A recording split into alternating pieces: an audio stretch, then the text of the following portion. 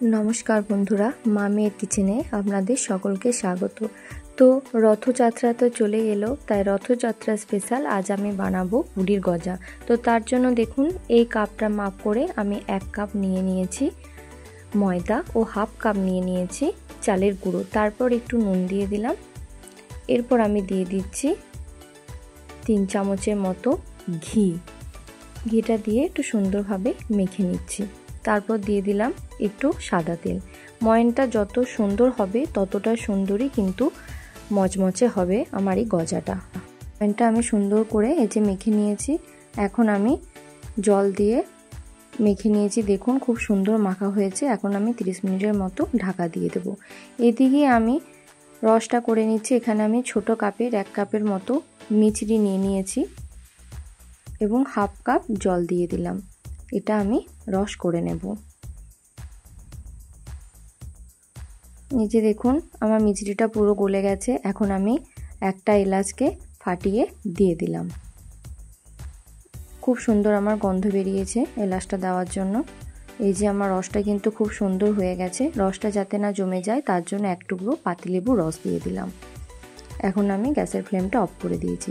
এদিকে আমি সাদা তেল নিয়ে নিয়েছি আর 2 চামচের মতো চালের গুঁড়ো দিয়ে দিলাম। এখন একটা আমি ব্যাটার রেডি করে নেব। এই যে দেখুন ব্যাটারটা কিন্তু রেডি হয়ে গেছে। এদিকে আমার 30 মিনিট হয়ে গেছে। দেখুন কতটা নরম হয়েছে। এখন আমি এটা লেচি কেটে নেব। এই যে দেখুন লেচি কাটা হয়ে গেছে। এখন আমি এটা পাতলা পাতলা করে রুটির মতো বেলে নেব। দেখুন কত সুন্দর আমার রুটির মতো বেলা হয়ে গেছে। এখন আমি এইভাবেই সবগুলো বেলে নেব। এই যে আরও একটা বেলা হয়ে গেছে। এখন আমি ব্যাটারটা দিয়ে দিলাম। চারিদিকে ব্যাটারটা খুব সুন্দর আমার লাগানো হয়েছে। এখন আমি বেলে নেওয়া একটা রুটি দিয়ে দিলাম। তার উপরেও আমি একটু ব্যাটার দিয়ে দিলাম। আরও একটা আমি বেলে নেওয়া রুটি দিয়ে দিলাম। তার উপরেও আমি ব্যাটারটা লাগিয়ে দিলাম। খুব সুন্দরভাবে ব্যাটারটা লাগিয়ে নিয়েছি। আবারও একটা বেলে নেওয়া রুটি দিয়ে ব্যাটারটা দিয়ে দিলাম। এভাবে আমি 4টা কিন্তু বেলে নেওয়া রুটি একসাথে দিয়ে দিয়েছি। তারপর আমি এভাবে রোল করে নেব। দেখুন কত সুন্দর আমার রোলটা হয়েছে। এই যে দেখুন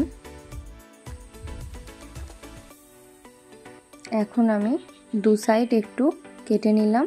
তারপর আমি আস্তে আস্তে ছুরি দিয়ে এই যে ছোট্ট ছোট্ট করে এভাবে আমি কেটে নেব।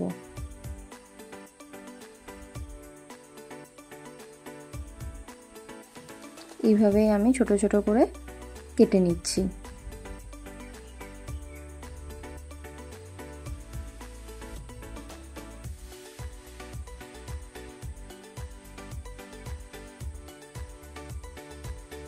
সব কিন্তু সমানভাবেই আমার কাটা হয়েছে।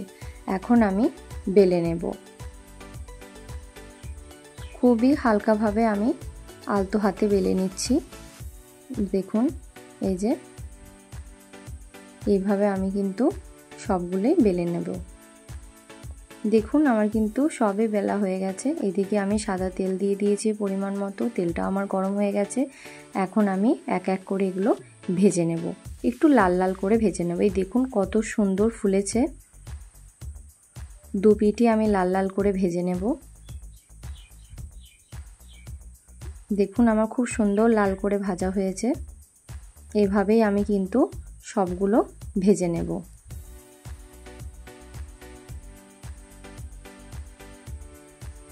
এই যে সবগুলোই আমার ভাজা হয়ে গেছে।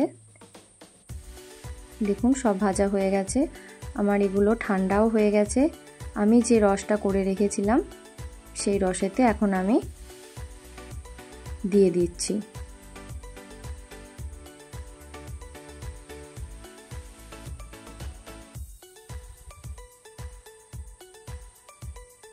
ভালোভাবে উপর থেকে একটু রসটা মাখিয়ে নিলাম গজাগুলোর।